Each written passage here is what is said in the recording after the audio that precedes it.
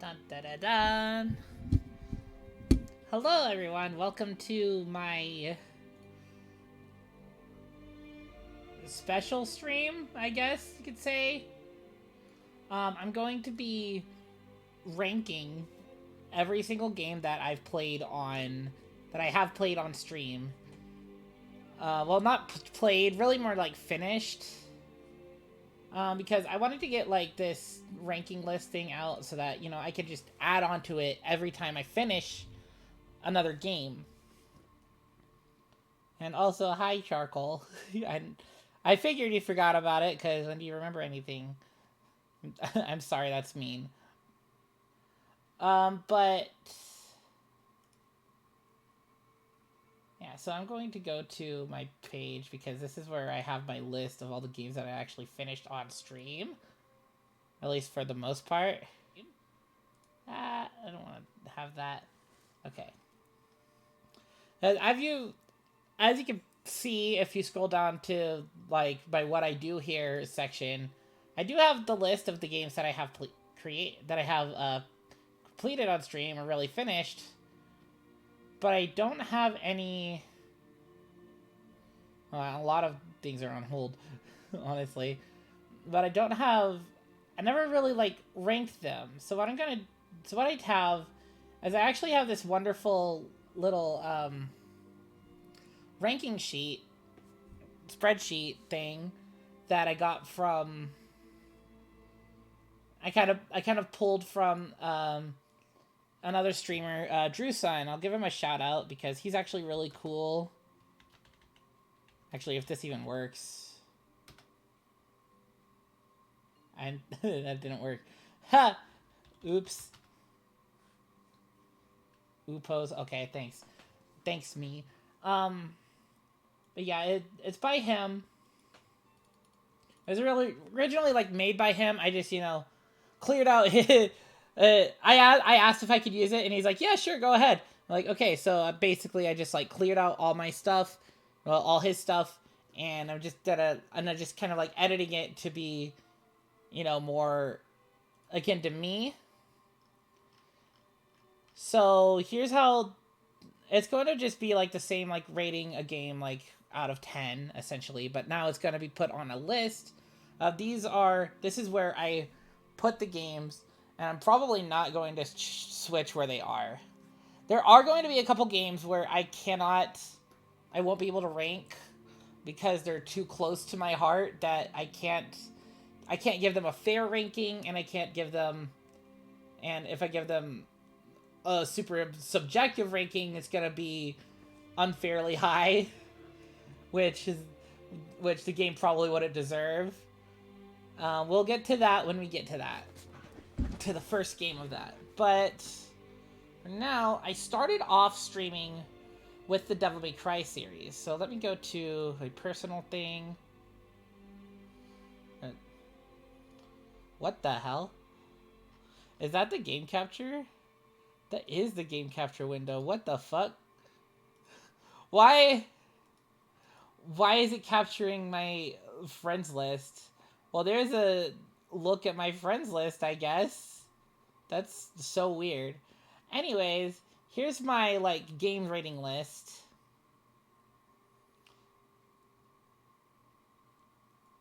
I have... let's see. Okay. The OK button. Because it's the size of my screen. And no, what the hell?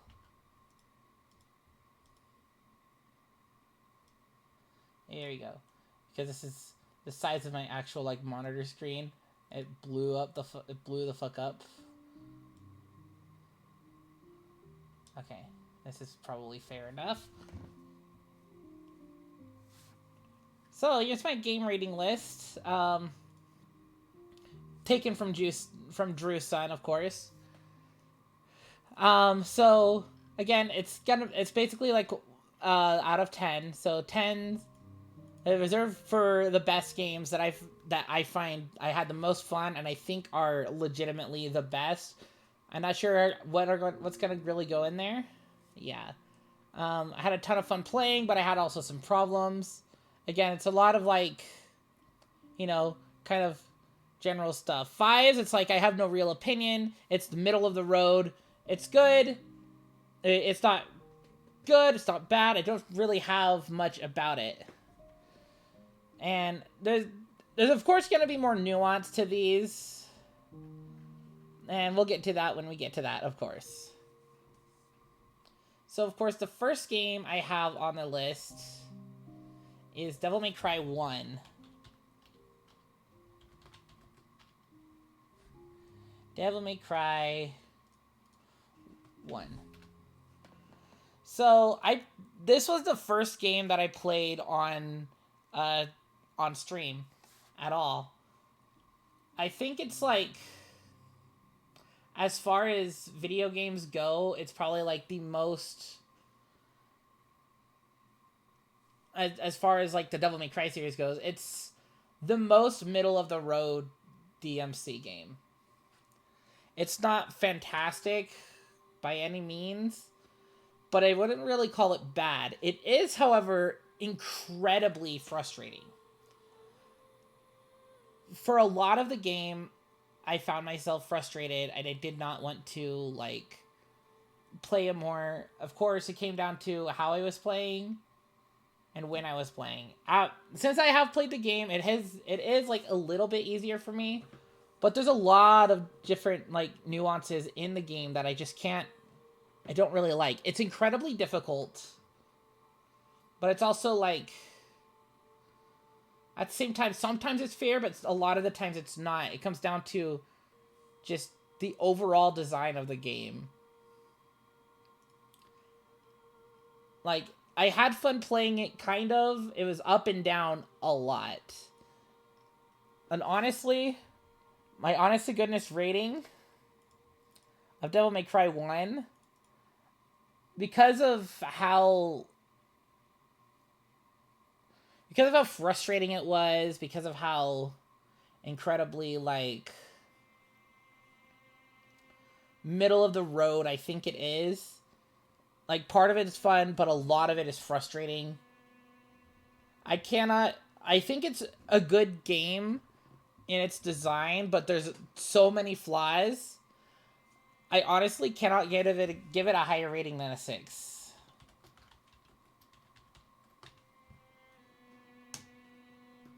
Why is this in Comic Sans? That's funny. That's so funny. I didn't even know what the font was going to be in. It's apparently going to be in Comic Sans. I'm going to keep it like that, just because it's so funny that it's Comic Sans. And the next one we have on our list is, of course, not Devil May Cry 21. Devil May Cry 2. Now, because Devil May Cry 1 was so hard, I guess they decided, you know what? Let's make this one easy. And so they did. It's too easy. I really don't care that much for this game. I don't think it's the worst game I have ever played. There are a lot of flaws in it, but I still had some fun playing it, at the very least. There are a couple, incredibly frustrating sections. The section where you have to fight the fucking helicopter. That's literally the worst boss fight I've ever played in a video game. Not because it's hard, because it takes so freaking long for no reason. Takes so long.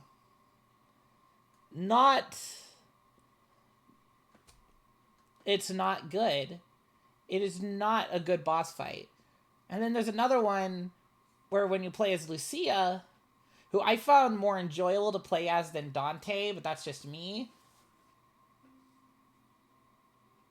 When you play as Lucia, there's this invisible, like, fish monster you have to do while swimming underwater. Like, okay, another thing that this game has above the DMC 1 is that the water sections, don't have to be in first person. You don't go into first person. You're still in third person. So you're not, like, extremely limited. You're still limited, but not, like, to the point where you can only use the stupid harpoon gun thing. That was so dumb in DMC1. I mean, there's a lot of things about DMC2 that you could say, but I'm pretty sure a lot of people have said it before.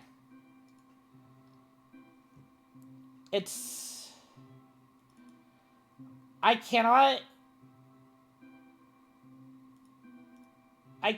give it a 5 because I do have opinions. I honestly think it sits on the fence of 4 and 3. I'm going to give it a high 3.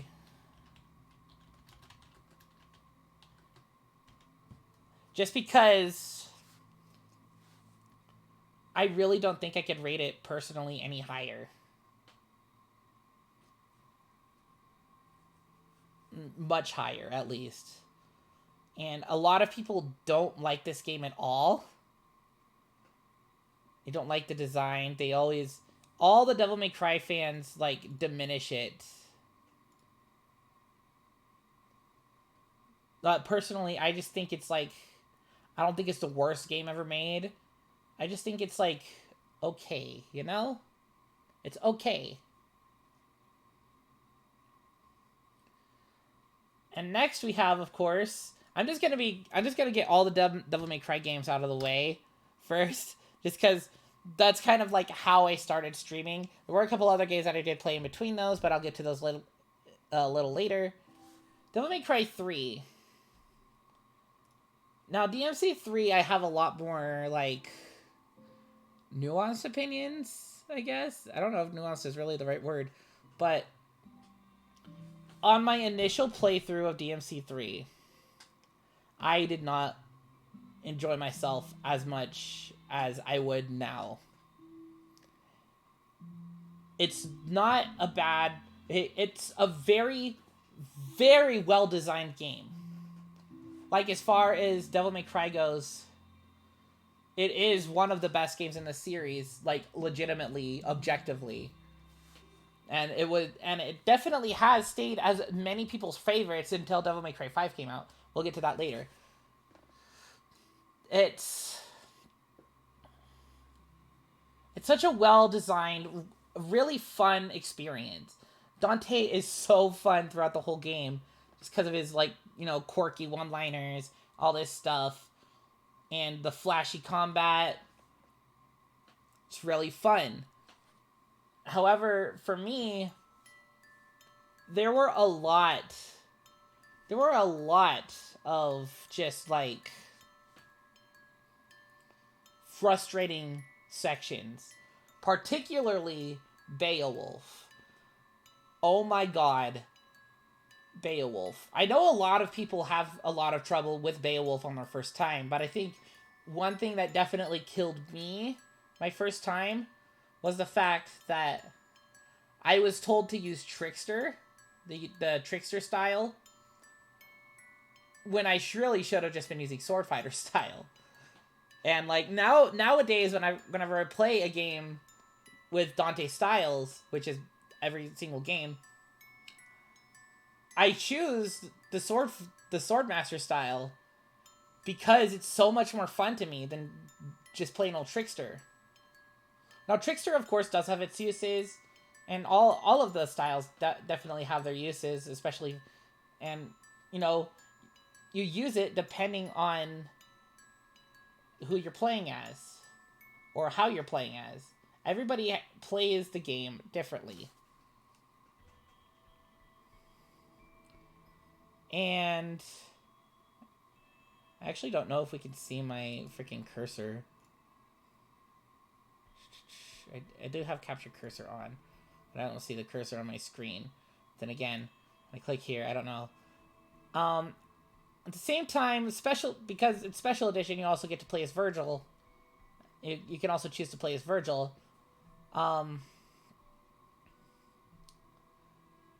Yeah, overall, I think Devil May Cry 3 is a solid game. Replaying it, after being able to replay it, one thing that definitely bogs it down a little bit is the fact that you have to directly choose what style you want to play as inside of the time statue. So you can only swap at the time statues. However, the more recent releases, like the one on the Switch, maybe the one on the PC, I'm not sure, because I haven't actually played that one yet, but you are able to switch between your style. You are given the choice to be able to switch between the styles if you want during the game. So, you know, because in Devil May Cry 4, you're able to switch them at will. It's like, okay, let's put that into these Devil May Cry 3 re-releases, the HD versions. Because of all of this, because of my personal opinions of it, Devil May Cry 3 gets a solid 8. I think it's a great game. It's absolutely fantastic. All of the frustrating parts on my initial playthrough bogs it down a lot for me. But that's not to say that I think that those parts are bad. They were just frustrating for me personally as a player. I honestly can't get rated much higher than an 8 for personal reasons. And then comes down to Devil May Cry 4. My initial playthrough of 4, I loved it a lot more than 3. Going to be completely honest right there, Devil May Cry 4 was so much better than 3. Until the end. I did not have much trouble with it. I thought that Nero was so much more fun to play as than Dante was. So I enjoyed every single minute of just playing Devil May Cry 4. And then, of course, the cutscenes were fun. The story was fun. It comes down to just my opinions on the latter half of the game. Playing as Dante was fun because you're able to... Because through most of this game, of playing as this character you're not quite familiar with, you get back to that familiarity. And you're like, oh, this is cool. I get to play as Dante now. And I don't mind the backtracking through all the same levels as Dante, because for me personally, I think that makes some sense. You get to play through some of the same levels that you played as Nero, this time as the original character Dante. However, I do recognize the fact that the game was rushed. This ending, because of how the game ends, this rushed section, the game was in fact rushed to get out the door. There were probably going to be more creative levels that you got to play with as Dante, but they couldn't put that into fruition because they had to rush the game out the door. So instead, everything was like shortened down, and some things are just kind of left a bit unexplained. And then the final few fights, the final few boss fights, you have to do a boss rush as Nero, which is like, okay, I guess it's kind of a Capcom-y thing to do. You do a boss rush as in Mega Man. You also have like a boss rush section in Devil May Cry 3. So I guess you get to do it as Nero, but this time you have to use the dice mechanic. But it's so like, I struggle to say that it's bad, because I really enjoy playing it, but it's not like super good. But I honestly, personally, because I enjoyed it a lot more than Devil May Cry 3, even though I do definitely acknowledge that Devil May Cry 3 is a better game than DMC4 by extension of just how it is, by extension of my honest subjective opinion on an objective fact-ish. I recognize that I believe Devil May Cry 3 is an officially better game than Devil May Cry 4. I'm going to rate Devil May Cry 4 in this the same as Devil May Cry 3. Only because I feel it doesn't do much better than it. I had more fun playing as Nero than I did as Dante. But the fact that it was rushed, and those last few bosses, again, I forget his name, fucking voiced by Liam O'Brien. Those last few boss fights against Liam O'Brien were so stupid. They were frustrating. And the Savior fight, oh my god. The stupid statue took forever to freaking fight. The game was great until the end. The actual ending was alright, but the levels leading up to that, were not. And now comes to literally, objectively, the best Devil May Cry game, Devil May Cry 5. I'm not putting that lightly. Devil May Cry 5 is so fucking good. Like, comparatively to every other game, the combat feels good, it's flashy, it's fun.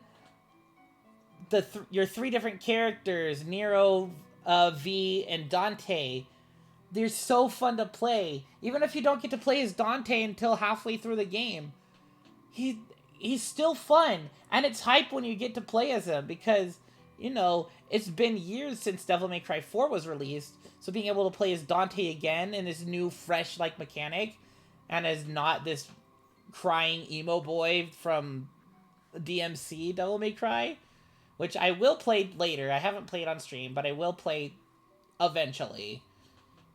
I'm not in a rush to play that game, honestly. It's fun, and I definitely found the fact that Nero lost his arm, I find that to be, like, a very interesting plot device. To eventually finding out that, you know, it was Virgil at the end of the day. Spoiler alert. It doesn't matter. Of course it's Virgil at the end of the day. Virgil took his arm off, took Nero's arm, and Nero being able to use this robotic version of his arms. Because another thing that I think bogged down Devil May Cry 4 is the fact that Nero himself did not gain any weapon upgrades. Once he got to Dante, he was getting like upgrade after upgrade every single chapter, which I think was cool, because you're just, you know, you're getting these new weapons and everything. But at the same time, it's like, all right, where's this stuff for Nero? Sure, I'm upgrading him with my Proud Souls, but he's not gaining. He doesn't gain, like, a new sword or a new gun or whatever, or any kind of, like, interesting weapon.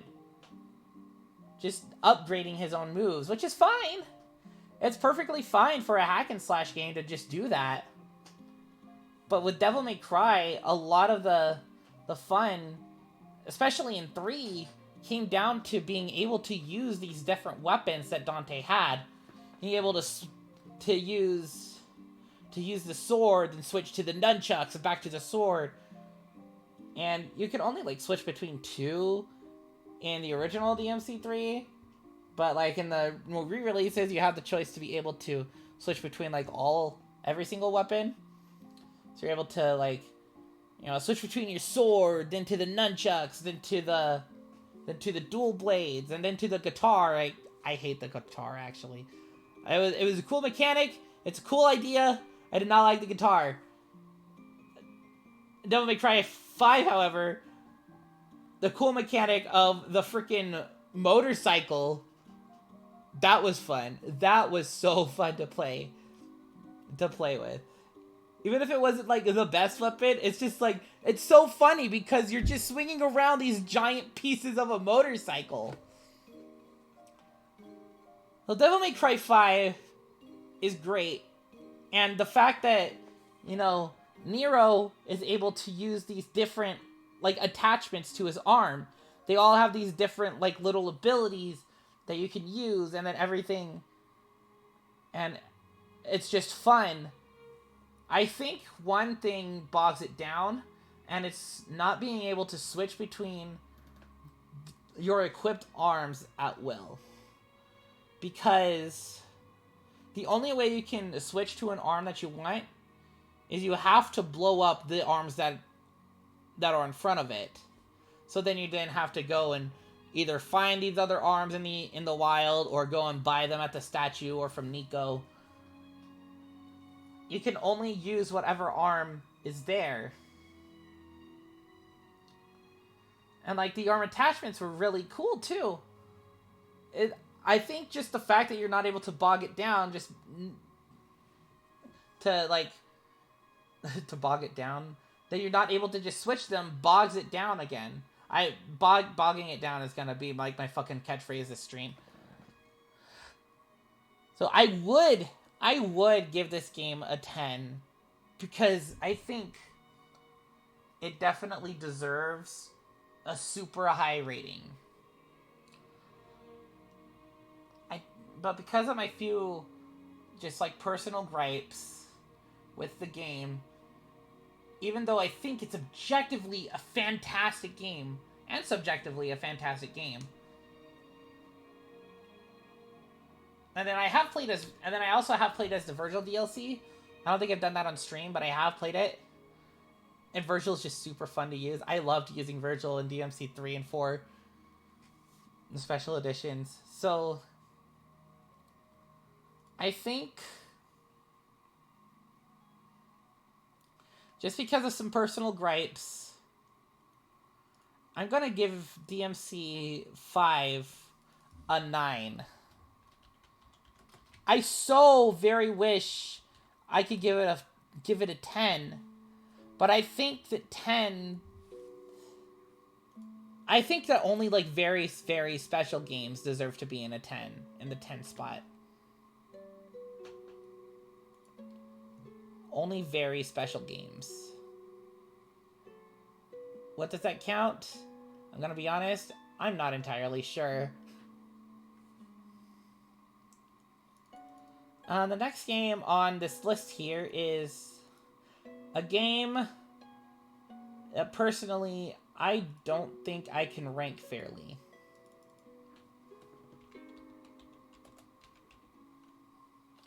Sonic Adventure DX Director's Cut specifically, because this was the GameCube version of Sonic Adventure.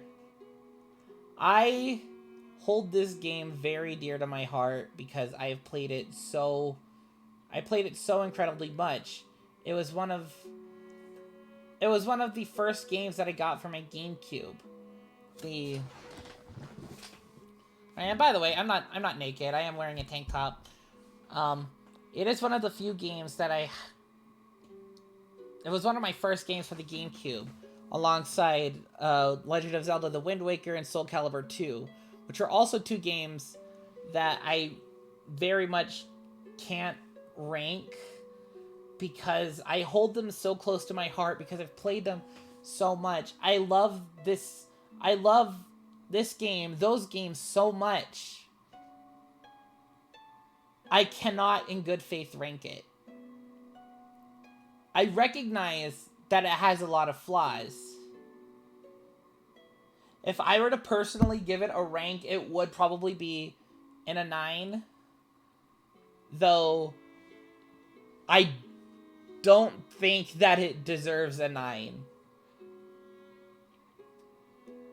I love this game so much. I cannot rank it. Very few games are gonna go here.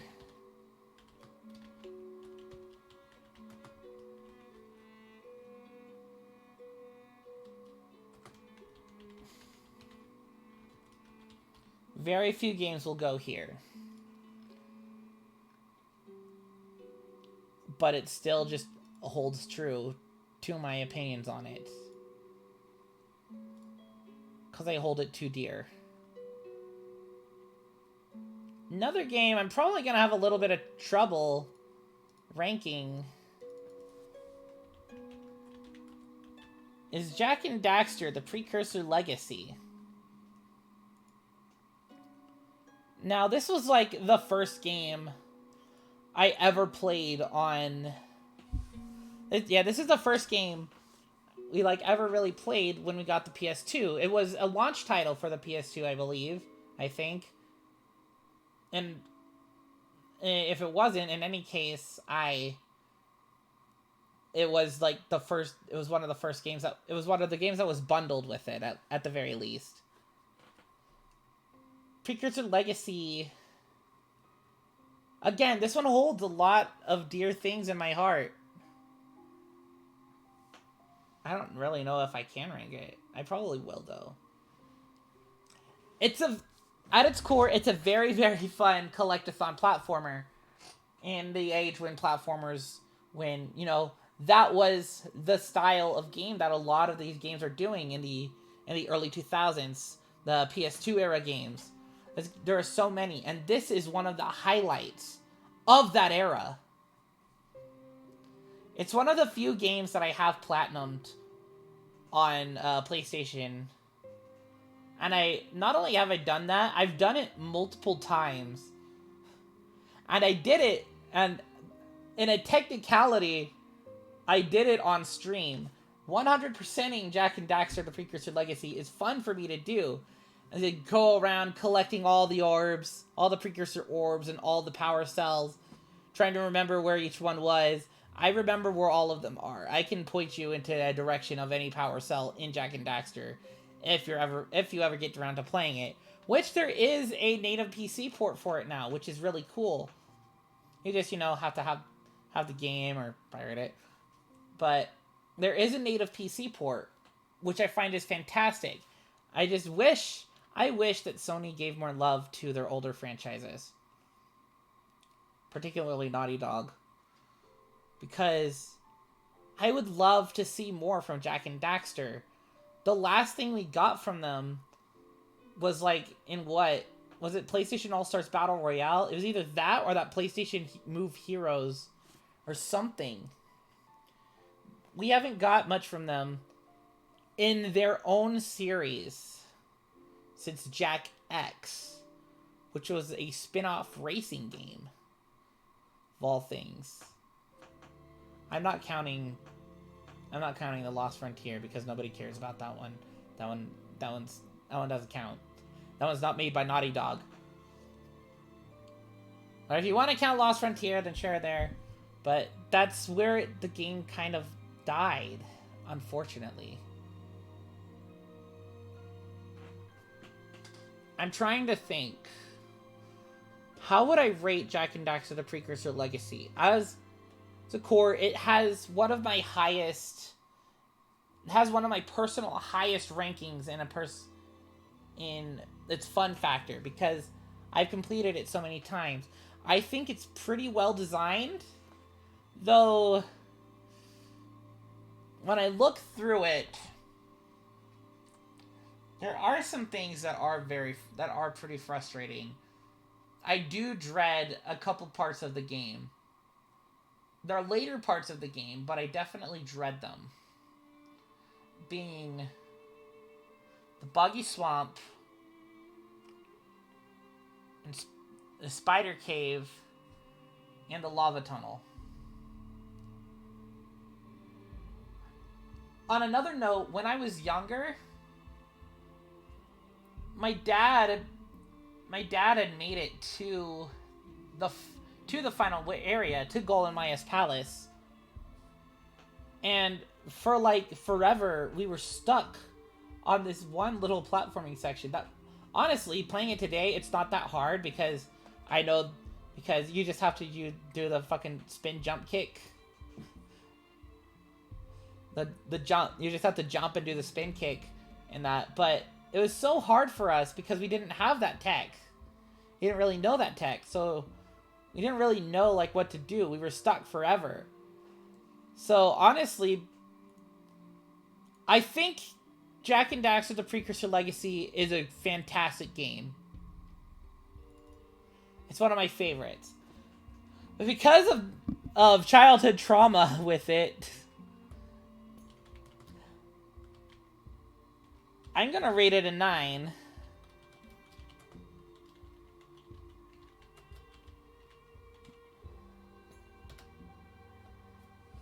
I don't think I could rate it...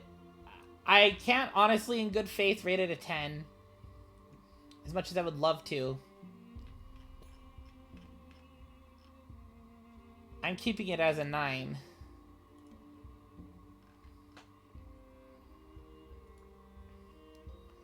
Let's see. What is next? So, after a long time of me not streaming, I was trying to get myself together. I finally got back to streaming the only way I knew how. The only way I knew how. With Sonic Adventure 2 Battle. I played it on the Xbox. And I have opinions of this game. I know a lot of people love Sonic Adventure 2 Battle. This is probably one of their, like, favorite Sonic games. Sonic Adventure 2. And the battle, with the battle DLC. But I don't like it. I don't think it's a good game. It's gonna give me a lot of flack. I think there are certain parts that are fun. As we can see here in this screenshot here. Radical Highway. That's fun. City Escape was fun. But most of the game is bullshit. A large majority of the game is bullshit. It's not very well designed. Some parts are fun, but most of the game is not. The story is, like, okay. And when you take off your nostalgia goggles, which I try to do for the games that I put in my...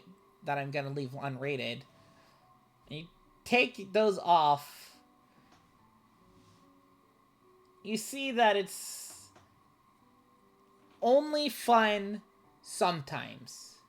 When you're playing as Sonic and Shadow, most of the time those are fun until you get to the rail grinding, because the rail grinding in this game sucks so hard. Even though that's one of its biggest advertised thing, as you can see with Sonic's freaking soap shoes here. Freaking soap shoes. Literal, actual shoes that were made for grinding rails like your Sonic the Hedgehog. Did people actually ever use these? Did people ever actually, like, try to rail grind in real life? Who would do that? That just seems like it's gonna end extremely bad. I mean, I know, like, skateboarders do it, skaters do it, but with these just regular-ass shoes, it just seems like it's just gonna be, like, a bad time. In any case, I'm giving Sonic Adventure 2 a 4. I'm sorry. And at the same time, I think some of the game, enjoyment of the game is bogged down because of Snapcube. Now, don't get me wrong, I love Snapcube. They are so funny. However, I think the fact that the whole Dr. Eggman's monologue that Alfred did blew up just kind of bogs down that moment of the game now. because that was supposed to be Eggman showing the extent of the power that he's willing to do. He blows up part of the moon and saying, I will blow up this part of the earth.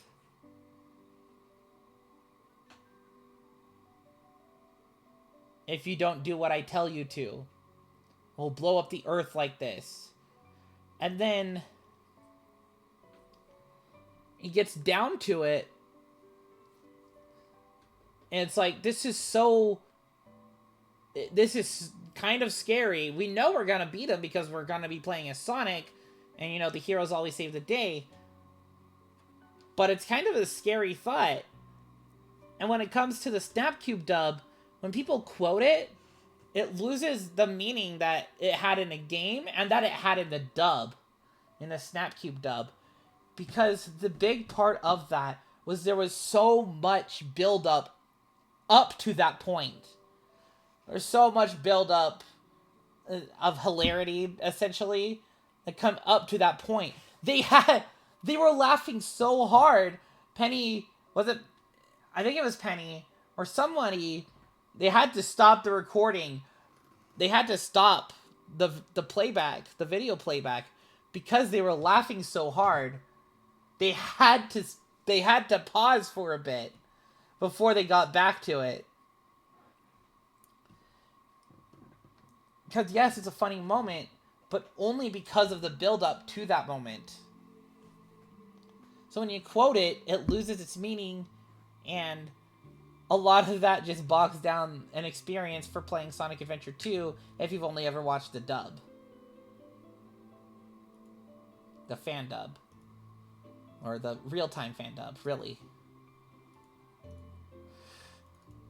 Oh boy. This next game... What do I say about this next game? This one is going to be an interesting rank.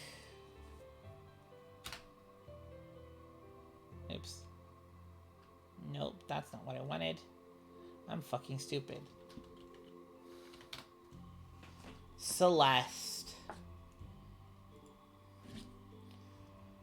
I do not like playing Celeste. Going to be completely honest about it. Celeste, like... Okay, I'm gonna be honest right here. Most of this is just gonna be improvised. A lot of this ranking and stuff is improvised based on my own thoughts. But what do I say about Celeste? I do not like playing Celeste. However, I absolutely recognize that it is a fantastic game. It's not a game for me.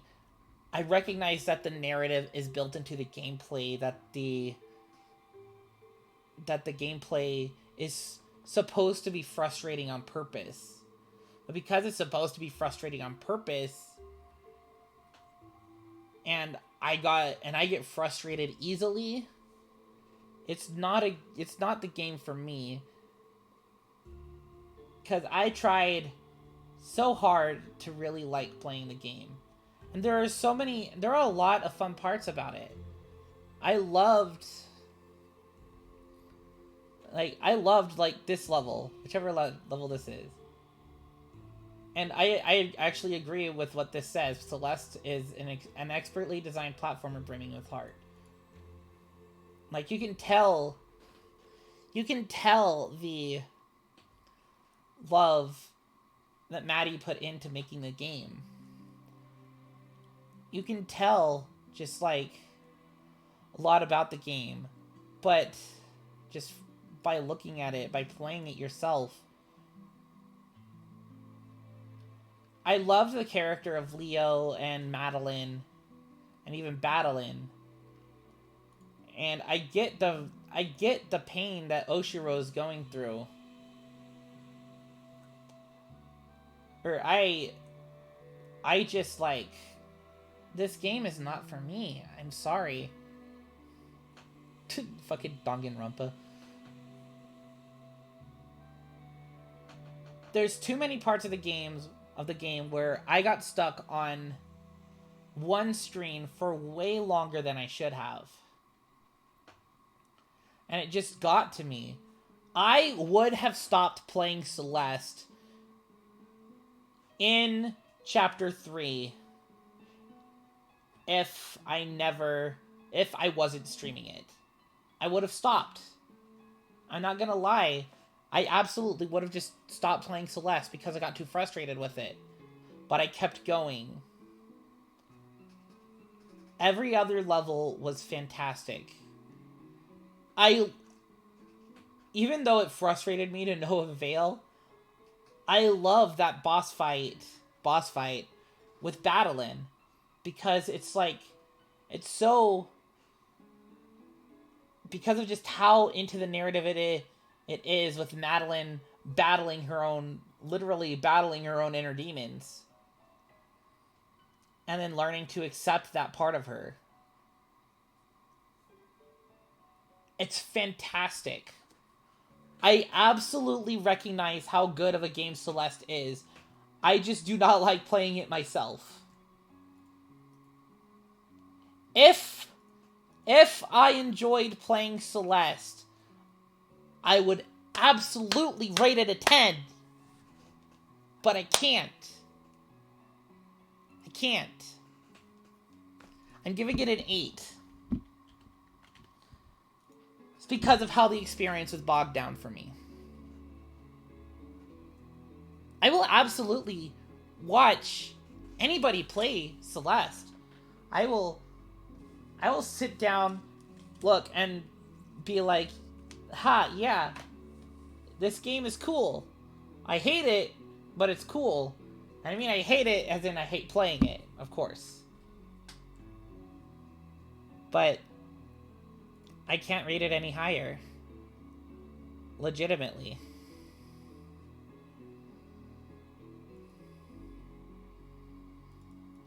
Next is Sonic Heroes.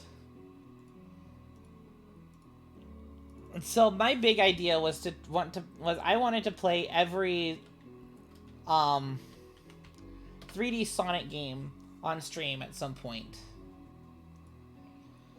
So after Sonic Adventure 2, I wanted to jump over to Sonic Heroes.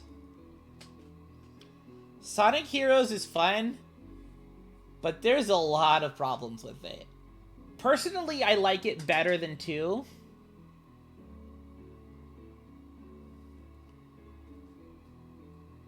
But at the same time, I'm like, a lot of the game is tedious. In my stream, I thought about grinding for all of the freaking Chaos Emeralds. And then I realized how much bullshit the special stages are. The first couple of special stages are fine. The last few, they are infuriating. Because the whole, like, loop...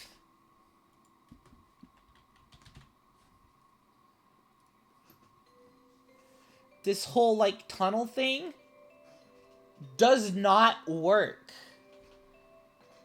It doesn't work properly. The whole mechanics around it are not well put together, because you're still kind of going in the physics of the base game rather than some special stage defined physics like it would have been in Sonic 2 with the half pipe.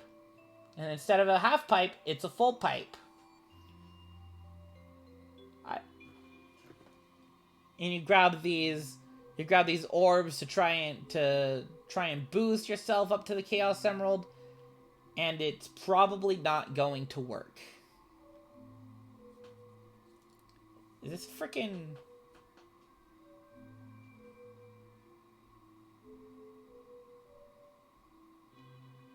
This is not Heroes. Is this Sonic Rush? What is this? What is this screenshot from? Oh, it's from Sonic Generations for the 3DS. Okay. I knew it was like a mobile. It was one of the handheld Sonic games, but I haven't played those. Huh. In any case, heroes,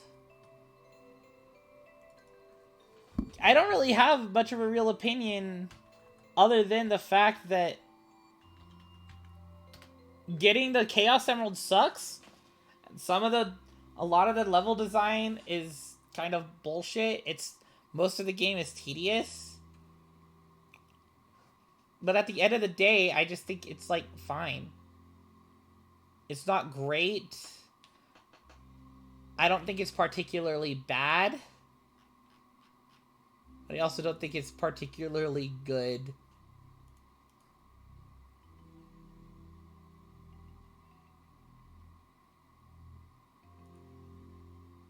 Let's see, who is the next? What is the next? You know, I completely forgot that I played this game on stream. I don't even know if I have it archived. Do I even have it archived?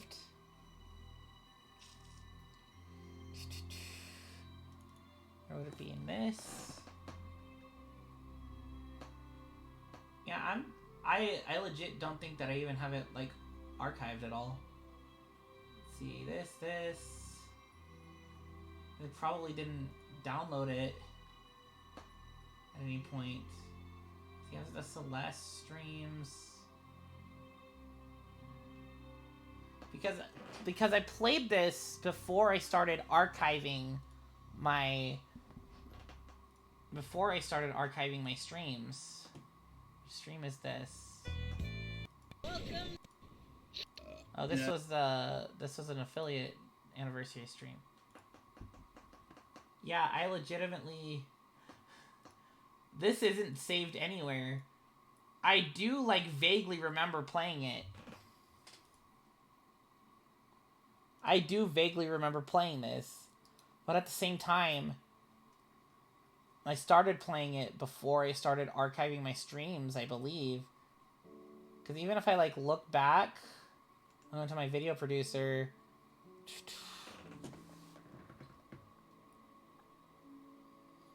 I'll, like, look back to, you know, my earliest streams, my earlier ones. I guess I should count Spore. Oh, no, it is there. Okay, it is highlighted. I did highlight it. Okay, so never mind. I lied. So it is there. Okay. It's archived. That's good.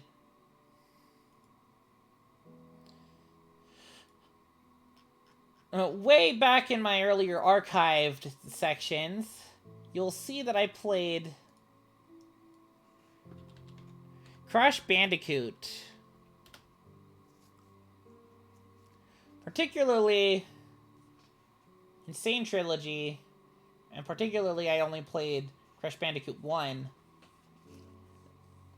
I think I plan to play the others later at some point, but I don't know. I just, like... I think I just did it all in one stream, too. Because I don't see any other streams where I played it. And Crash Bandicoot 1 stream. Whole, like, almost 6 hours. I definitely didn't go for all the gems or anything. I think that this is a perfectly fine game. Crash Bandicoot 1, the Insane Trilogy version, I think is just perfectly fine.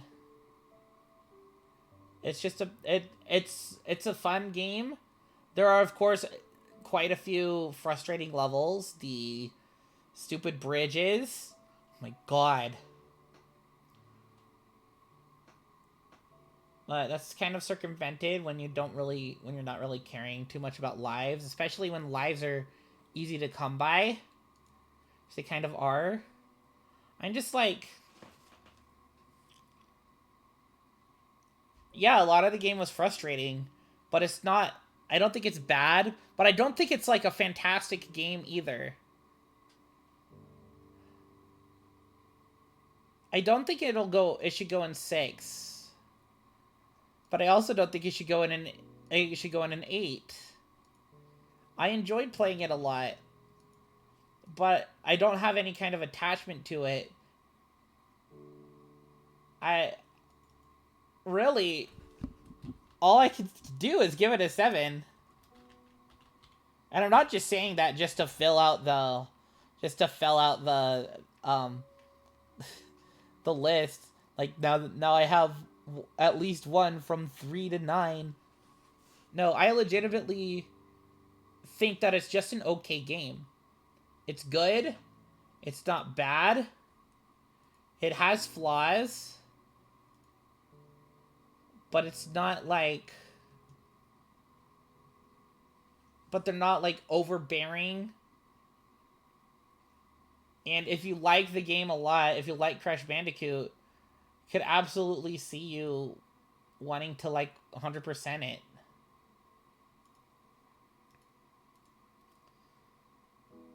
What game is next? Alright, here we go for our hot trash garbage.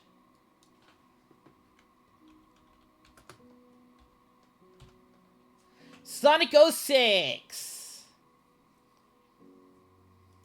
Sonic the Hedgehog in all caps. Sonic 06 would be a perfect addition to the current remake trend. Sure. Personally, okay, I know that I played the game while incredibly intoxicated on stream. I did that, 1, for the content, 2, because I thought it would be fun, 3, I thought it would be funny, 4, I thought that I could really only tolerate playing the game while intoxicated. And honestly, that's probably true. Even though I played it while drunk, I think it's not terrible. Is it bad? Yes. The gameplay is bad. It's... Controlling Sonic is so stiff. Controlling anybody, really, is so stiff. Even coming down to trying to get the rings in that first little section before you actually start the first level.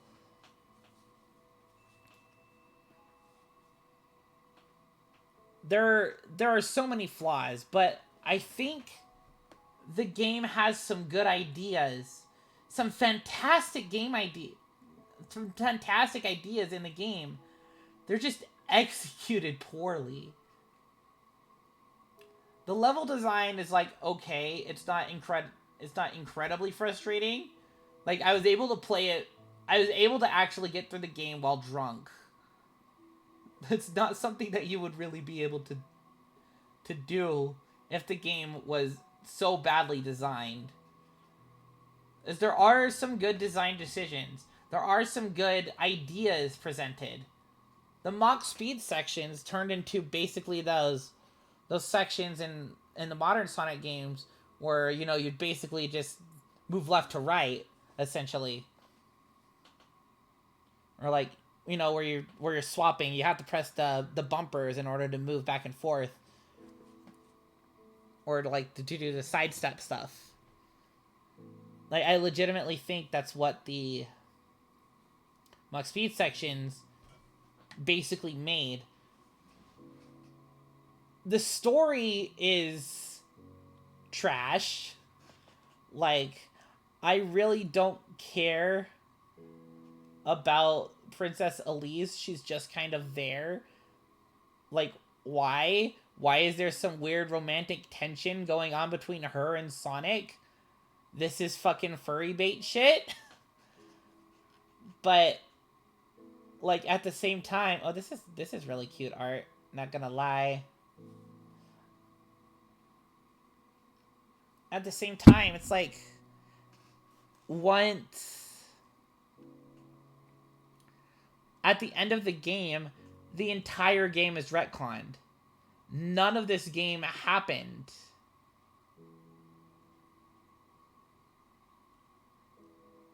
Again, none of this game happened. This looks like the freaking... This almost looks like the Sonic movie.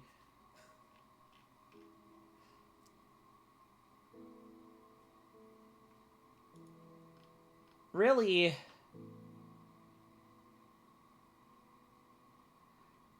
I'm just like, I can't put it in 1. I also don't think it deserves a 2. I don't think it deserves more than a 5. Because, I think there are a lot of good ideas presented in the game. They're just executed so poorly. You get lost so easily in these giant hub worlds. I'm giving it... Personally, I'm giving it a 4. Honestly, I'd probably rank it a little higher than SA2. I can't really, like, move that. Whatever. But, yeah, I'm keeping it out as a 4. Sonic 06 is a 4 out of 10.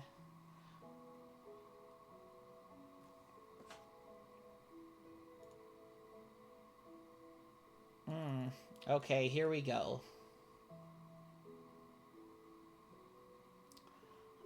This next game, I honest to God wish that I can go back and experience this game the way that I did with its DLC. That way I think I'd be a lot less frustrated with my initial playthrough. That way that I would not want to bash my head into the frickin' ground. I'm going to change the song. I'm going to change the song that's playing on Spotify. Just so that you know what game that I'm talking about.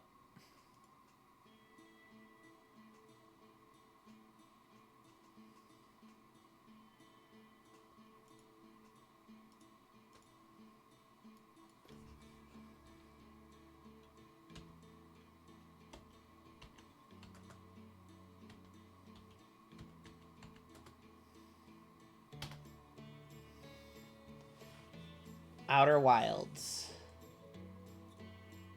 Upon playing the game and upon reflecting on this game,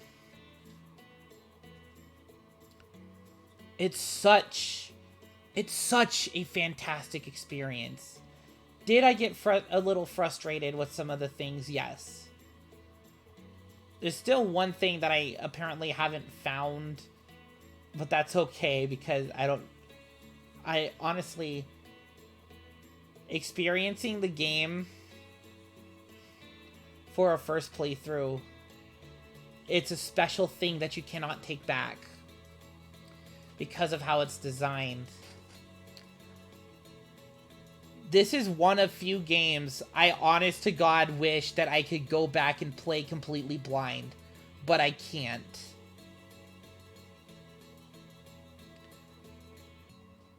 I wish that I could go back, play it blind, the way that I did with the DLC Echoes of the Eye. Because the difference there is that I had someone with me in the voice chat most of the time who was helping me at some points when I got incredibly lost.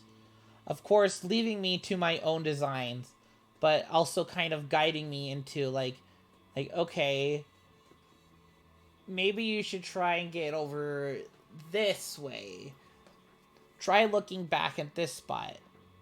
Maybe it would be there. And even though I was frustrated, and I would have been frustrated initially, of course, I absolutely appreciated his help.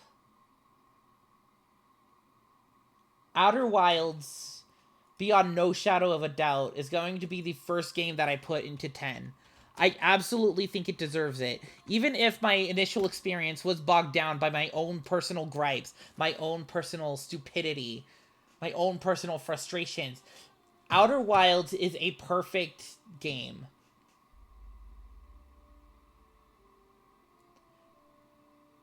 This is coming straight from my heart. I love this game a lot. The music, the sound design, the world building, the exploration, every single thing about the game is fantastic. Finding every little secret, finding out, oh shit, this is what happened to the Nomai. Finding out that the inevitability of the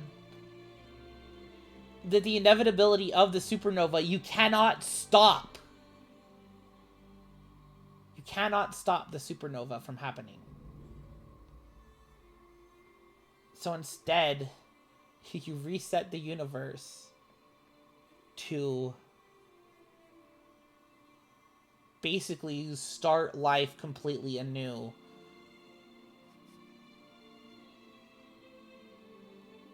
I wouldn't know how they would do it, but I would love to see an Outer Wilds sequel. And the DLC Echoes of the Eye is absolutely fantastic too, building upon this world that was already there, because there's this big shadow in the sky covering the sun that you're now able to go and explore. And it's this huge space station. It's kind of a world in its own.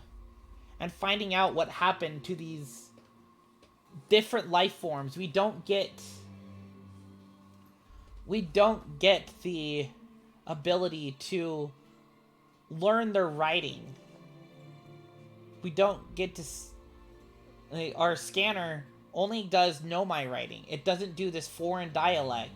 When we talk to our pal, who was it, Hornfells, I believe, they're like, oh boy, new alien writing, give me 15 years and I'll be able to figure this out in no time. 15 years and like 1 million samples. It's like, ha ha ha ha ha, that's not happening. I only got 22 minutes, man. But it's such a perfect, just natural... like a natural just extension of this world of this solar system we already explored. If you played the DLC after playing through the entire main game. And I honestly, again, cannot thank Charcoal enough for being there, because there were those points that, okay, once we have to go and actually interact with the area to get through with the dream world in order to actually find all this stuff, trying to avoid the sleeping aliens who were there. It's just like, well then, this sucks.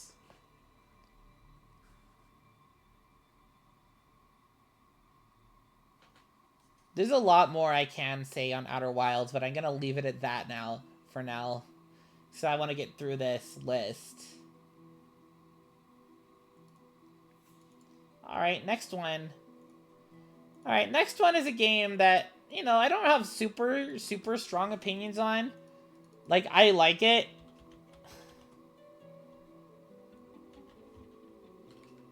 But it's not like... I don't think it's offensive. I don't think it's, like, bad or anything. Pokemon Let's Go Eevee, it was a fun game. Now, I had never played through any of the Kanto games. I never played Red, Blue, Yellow, Fire Red, Leaf Green. I never played any of those. And the same goes for the Johto games I never played, so I'm hoping that we'll get something... We'll get another, like, Let's Go into Johto or something like that. But Let's Go Eevee was so fun.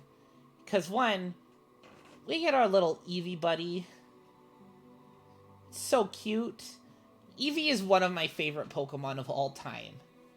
And even though we can't evolve the Eevee, or starter Eevee, or the starter Pikachu in Let's Go Pikachu, it's so fun to just go around and explore with them.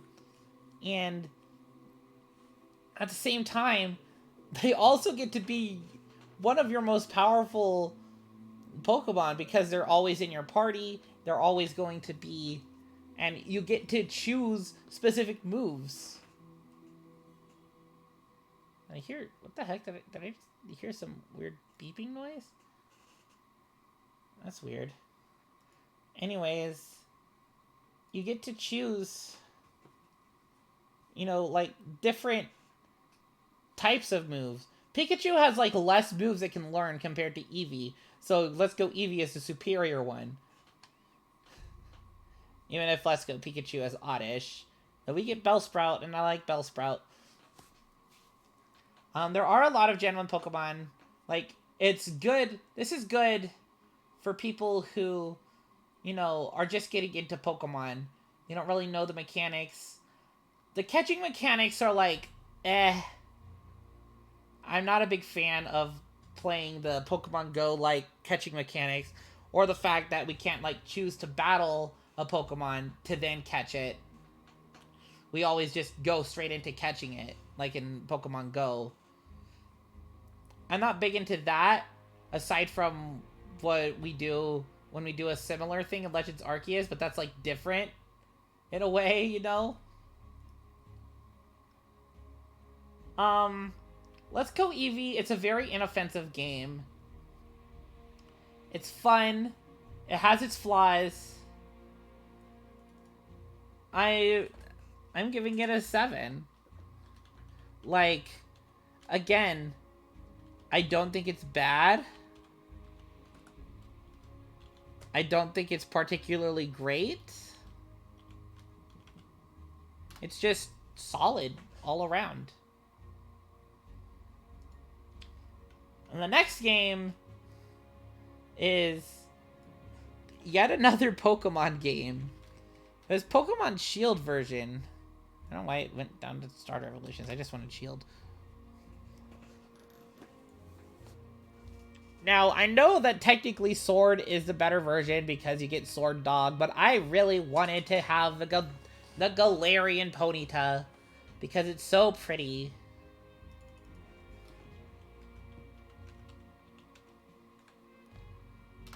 Galarian Ponyta. Like, look at it. It's so cute. The Rapidash is also just incredibly pretty as well. I'm just honestly, personally, just a big fan of cute Pokemon. Like, that's me. This cotton candy trans flag ass hair it's got going on. Again, Pokemon Shield, it was fun. It was a fun time. I liked the character customization options. I liked the whole wild areas, how this wild areas thing kind of expanded into what we have now in Pokemon Violet. This big open world, essentially. I think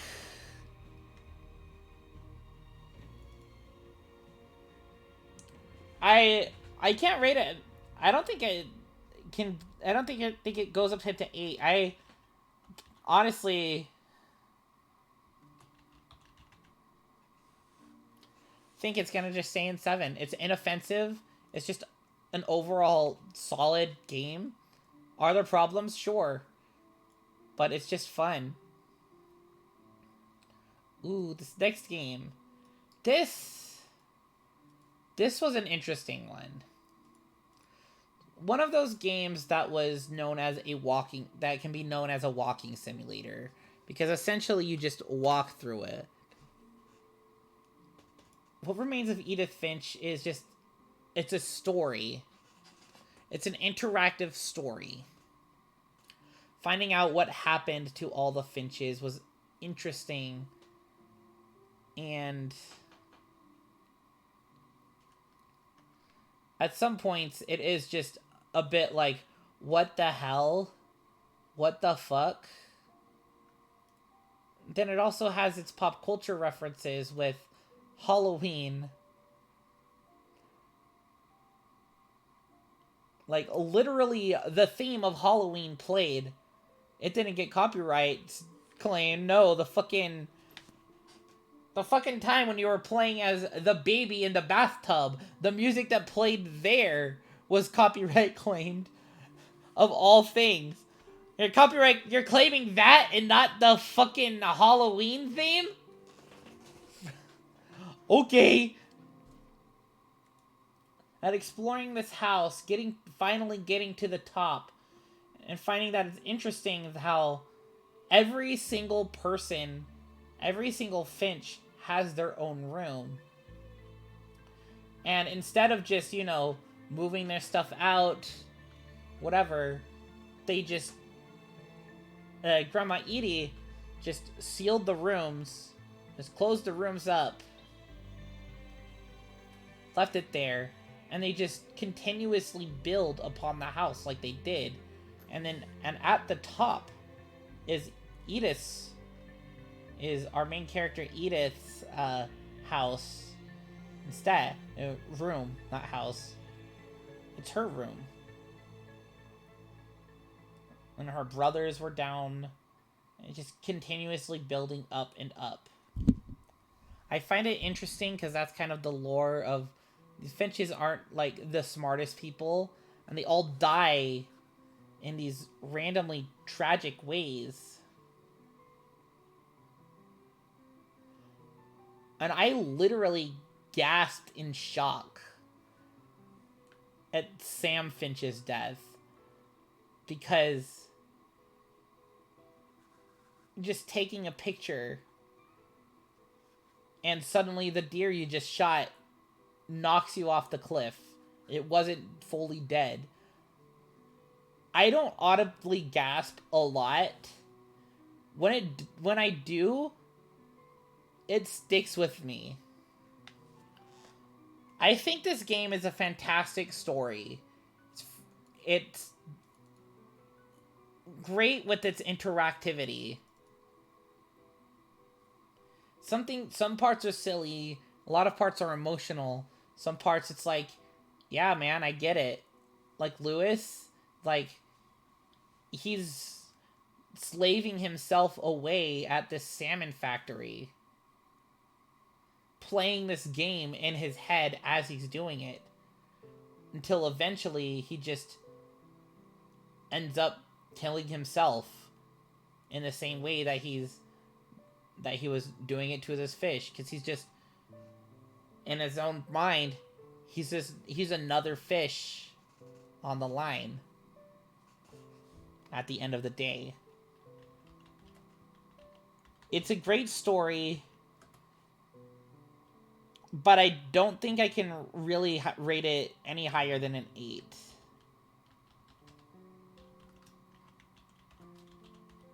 I think that's going to be a lot for any of these story-focused games like this. Just because they're not going to be... Like, they have an impactful story, yeah, but they're not fun to play. Because you're just... At the end of the day, you're always just walking. That's it. You're walking. There's nothing more to that. Speaking of walking, this is an interesting game. Little Nightmares. This game I played for, I believe I played for Halloween. Because I wanted to play a scary game. So I'm like, I have this Little Nightmares. I've been kind of interested in this, and at the same time I'm like, I don't want to play it because I'm a scaredy cat. I do not like horror games. So I play Little Nightmares, and the first sections are terrifying. The character designs of all the people on the ship are grotesque. They're weird. They're horrifying. This is for 2. That's something. So that's a different thing. They're grotesque and horrifying. They're like the chefs. It doesn't look like it. They look like they're wearing someone else's skin, which would make sense. And then the progression of Six herself, just kind of being this kid, stuck on this boat. And now we have these weird things chasing you. It was interesting. It got me enticed. Even though I was scared at first from the janitor. The janitor freaked me the hell out. Everything... And then the chefs started, like, they freaked me out a little bit, but then they just started to get funny. The game went from horrifying to funny. And I think that's what 6 was probably feeling as well. It's horrifying. She needs to escape. These little gnome buddies are there to help her. She has to feed on this hunger. She eats what she can. She ends up eating this sausage that we find out is actually just human flesh. All these people, like, these sausages are just humans now. 6 is growing crazier. All these things that we're supposed to be finding terrifying or finding funny, she's probably finding funny as we're going through. She's like, ha ha ha ha ha ha. You're laughing. At least this is how it felt to me. I'm laughing as I'm going through because it's like, it's so silly. This part of the whole, like, diner, the whole dining hall section reminded me of Spirited Away, honestly. I'm not gonna lie.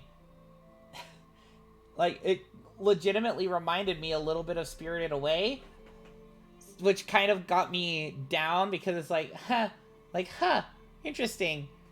And instead of being, like, they are still creepy and grotesque looking like they're supposed to, but they were just kind of funny because they're just these big old fat hunks of,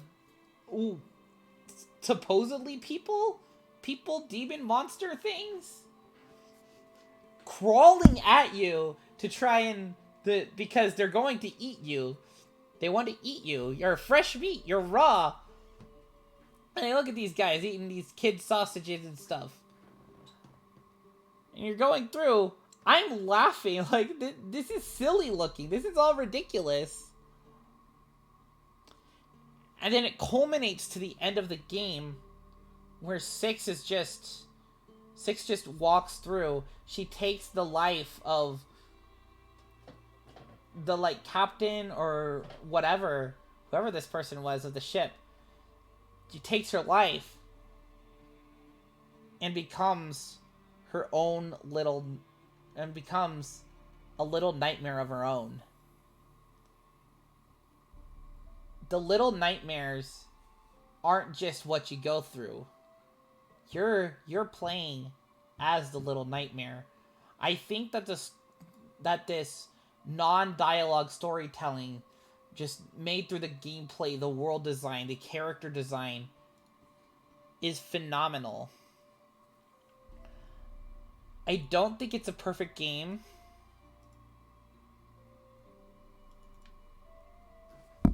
But I think it's absolutely fantastic. To surprising even myself, honestly, I'm putting it as a 9. Like, I thought I might put it as an 8, but no, here I'm having it as a 9. Oh boy. What do I say about this next one? The music that's playing right now is kind of similar to the game that I'm about to show. I'm about to rank. And it's because they just hold some similarities to each other. The fact that they are an RPG Omori. I adore this game.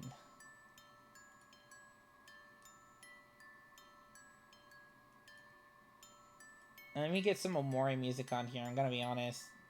Just Omori, sad chill. Here we go.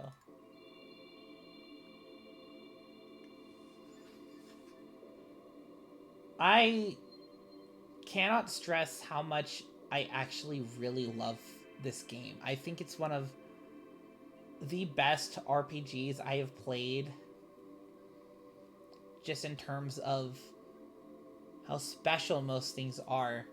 I could talk forever about Omori, about Sunny, Aubrey, Mari, Kel, Hero, Basil, every single character, every single moment. What the Omori cast tastes like? What? And how the ending... I'm not going to spoil the ending of Omori if you haven't seen it, because I accidentally had it spoiled for myself through a meme. Like, because I sent a meme to someone, and then they laugh, and then a few days later, they're like, so, haha, that might have actually maybe have been a spoiler. And I'm like, oh, ha, oops. And then, yeah, I was, of course, because it is listed as a horror game in some aspects, and yes, it is kind of scary in some aspects. Most of the game is fun, it's vibrant. It's not until the end where it starts to get terrifying, but you understand why it's terrifying. You're getting into the depths of Sunny's brain. You're getting into the depths of Omori. You're learning the truth of what happened. And why Omori is like this. Why Sunny decided to be a hikikomori for these past few years. Why he's a shut-in. So the fact that you're moving, Sunny decides, oh yeah, maybe I should talk to my friends before I move. I haven't seen them in 3 years. How much has changed? A lot has changed. So much has changed. Kel seems to be the same. Then when you get to Basil, he's almost the same, but he's shutting himself away too. We see Aubrey. She's changed tremendously. She has this new group of friends. She's bullying Basil for whatever reason. And she still just kind of hates Kel. And we finally get to Hero, who was affected the most by what happened. So this is going to be the spoilers. I'm not going to spoil the ending, but I'm going to just say like what happened around here. Kind of a driving force for the plot. Mari's death. Because Mari died.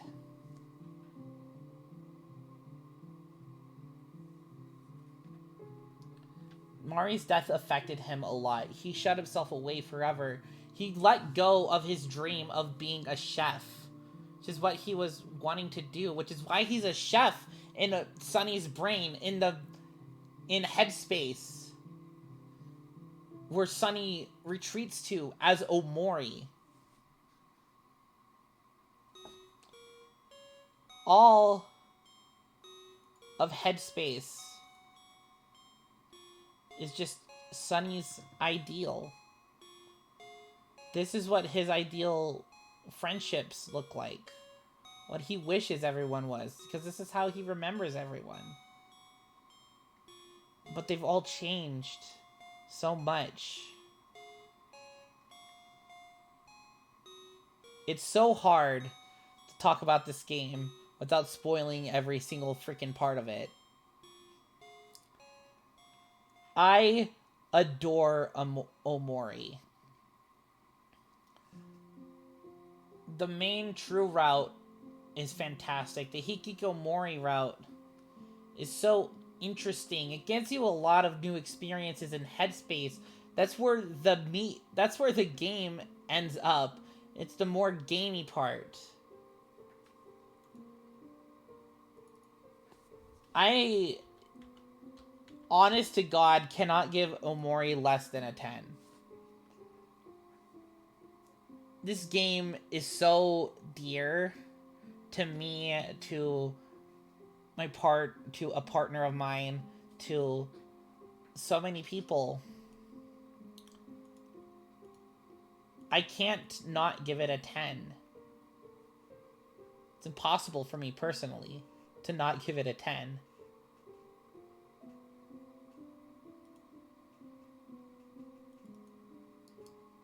And here we go to the latest game that I played, that I finished. This is the last game on this list.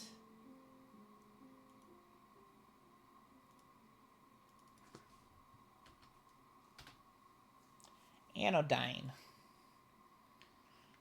Now this is an indie game inspired by... It takes a lot of inspiration from one of my favorite Zelda games, Link's Awakening. And you can very much tell that in its overall design and how a lot of the game is just played.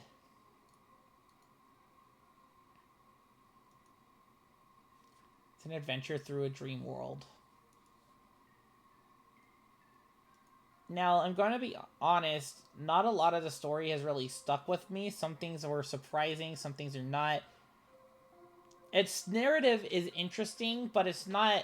It hasn't captivated. It didn't really captivate me too much. But the entire design around the game, the world, how you played around everything, it was so cool, intricately designed with how you're just going about everything. And then there's just one part where you literally just kill a dude. And then you learn that you probably killed a lot of people. Because you could just... There's an area where you could just straight up kill NPCs. You just kill them. It's like, what the fuck? It's such an interesting experience. I can't stress it enough. I honestly can't really say too much about it without spoiling anything. Like, I already kind of spoiled a couple parts, so oops. But it's such an interesting game. It's well designed. I enjoyed myself playing it. But also at the same time, I don't think... It's not super fantastic like Omori was.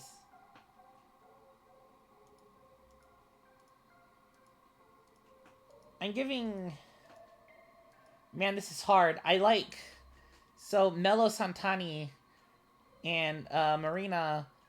I forget her last name. I'm sorry. Like, I follow Melos on Twitter, and he's just cool. I think,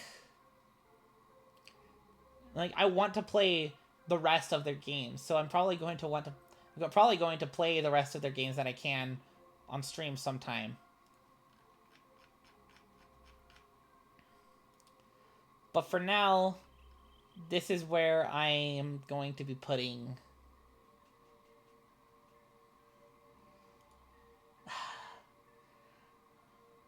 Honestly, I'm kind of on the bridge of putting it in an 8 or a 7. As I don't think it's up there with the 9s, because I didn't enjoy it as much as I did in Little Nightmares or Jak and Daxter.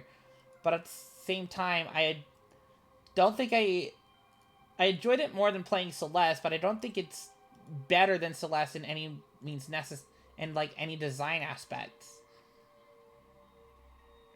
Same time, I also kind of think that 7 might be a little too low, even though it's not actually a low score at all. I think 8's too high. Man, this one's hard. I love that it takes inspiration from Link's Awakening. Some parts.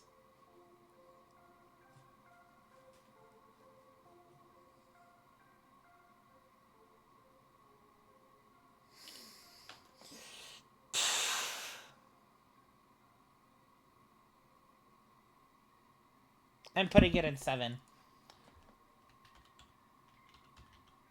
I will be playing their other games, Anodyne 2 and Symphony, and what's the other one that they had? I legitimately forgot its name.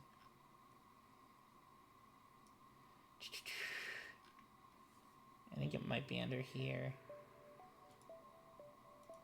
No, not that, not that, not that.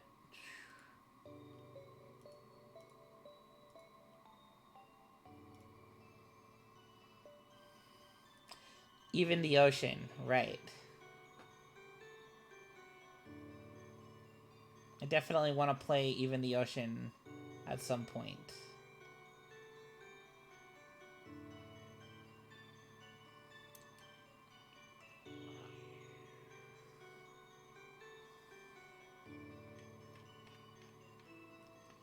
His indie games are absolutely something special to the entirety of the gaming industry.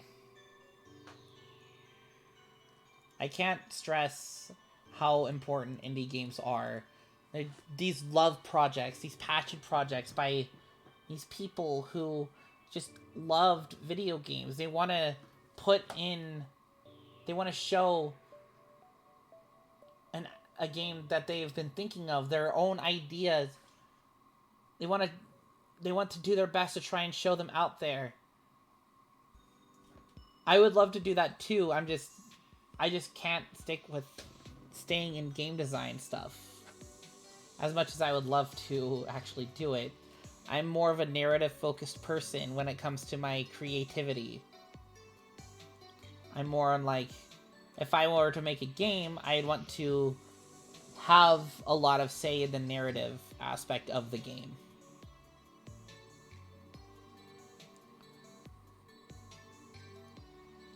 Which, in a lot of games, the narrative aspect is the main part of the game. Like, I don't know how to explain it. The narrative aspect of most games is its meat is tied into the gameplay. That's what I wanted to say. I have a bunch of words jumping through my mouth, my head. I cannot think straight. Of course I can. I'm fucking gay as hell. Yeah, this is where I currently stand on most games. Retired, never finished. I'm gonna put Avatar.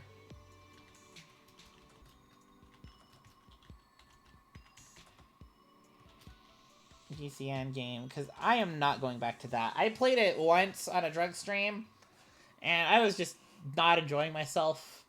I thought it was funny first, and I'm like, it's kind of, I didn't have fun with it. I'd rather play something else. Which I think I did. Did I? I honestly forgot.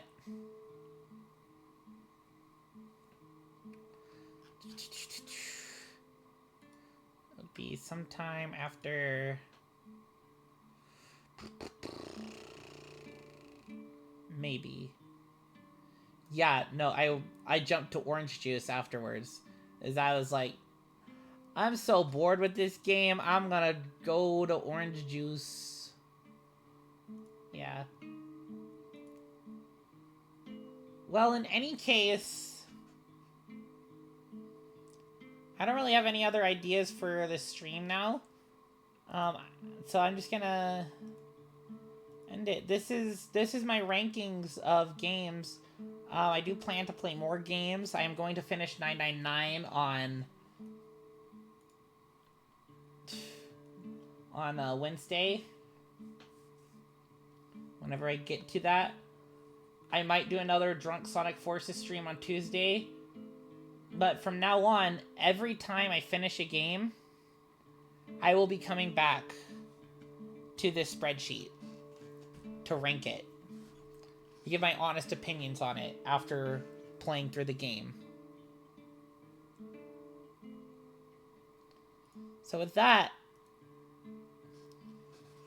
thank you everyone who stopped by. Whether you actually did whether you didn't, whether you're watching this as a VOD now, just to see where I'm putting all these games that I played. I think everyone who watches my content, thank everybody who pops in just to see what's going on and then just freaking dips. Doesn't say anything. Anybody who just stays in and lurks. I appreciate every single person who pops by. With that, is there anybody that I can raid? I don't think so, actually. I don't think anybody I really know is streaming. Let's see, Grin. I've not seen Grin in a while. She's doing Bob Ross stuff.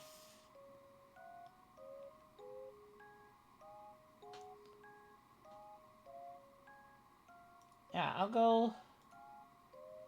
So, Kawaii Grin is someone that I watched for a while. I really like her. She's fun and entertaining at some points. She does VTuber most of the time. And she used to not do that. But she also, like, a lot of her content, she does have some lewd stuff, so it is a little bit like, if you should be there. It's more adult oriented.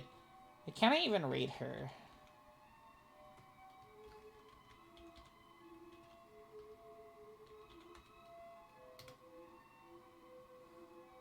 Yeah, okay. I can. So, yeah, again, thanks everyone for watching. I'm going to just go raid Grin, even though it's just me in my chat right now. And I will see all of you next time I stream. It'll either be tomorrow, or I guess tonight, or the next night, if I decide to do Sonic Forces Drunk. Or it'll be... Well, this is awkward.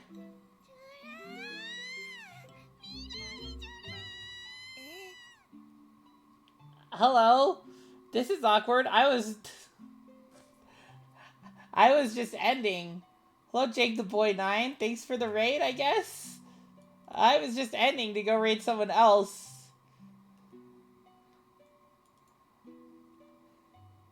Yeah, I know. I'm sorry. How did you even find me? Or from where did you find me from? Did you find me from another... Did you just find some random person on Twitch? You have no idea? Just a follower, interesting. I do not play WoW. I do not play World of Warcraft, no.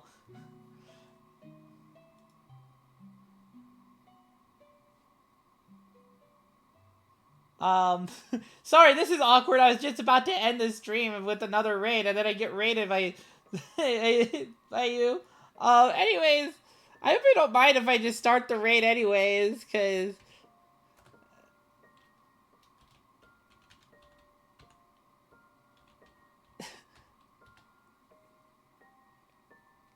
Because this is what I was just planning on doing.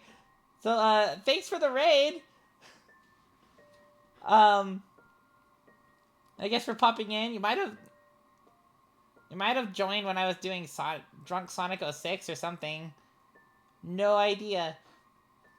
Because I do not recognize this username.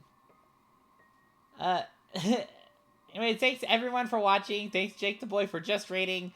We're going on to another raid. I'll see you all again next time.